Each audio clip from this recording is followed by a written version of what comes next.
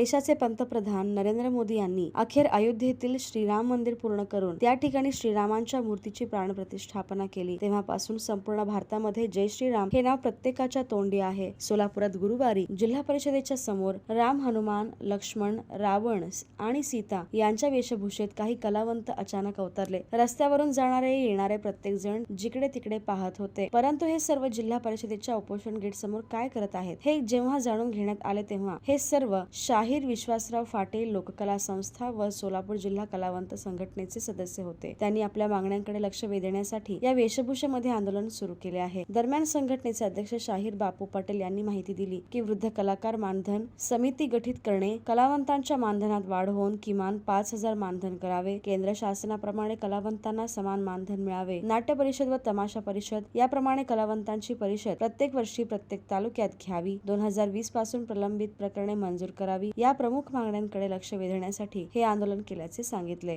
जिल्हा लोक कलावंत संघटना, शाहीर विश्वासराव फाटे लोक कलावंत संस्था च्या संयुक्त विद्यमाने सोलापूर जिल्ह्यातील कलावंतांच्या मागण्याकरिता सोलापूर जिल्हा कलेक्टर पुण्याला धरणे आंदोलनाचा कार्यक्रम आयोजला आहे।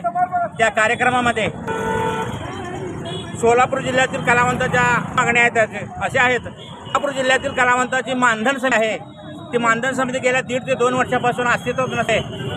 1500 ते 1600 प्रलंबित प्रकरण पडून आहेत।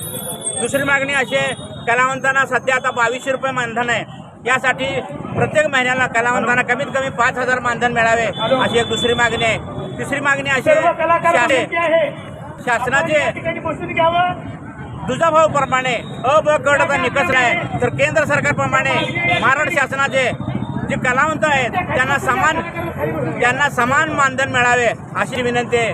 2020 पासून सोलापूर जिल्ह्यातील जवळजवळ 1500-1600 प्रकरण पडून आहेत, ते सगळे निकालावे अशा प्रकरणांची शासन दरबारी करण्यासाठी आणि कला सादर करण्यासाठी सोलापूर जिल्ह्याच्या जिल्हाधिकारी कार्यालयासमोर धरणे आंदोलनाचा कार्यक्रम आहे। यासाठी आमची शासनाने नोंद घ्यावी आणि लवकरात लवकर आमच्या मागण्या मान्य करावी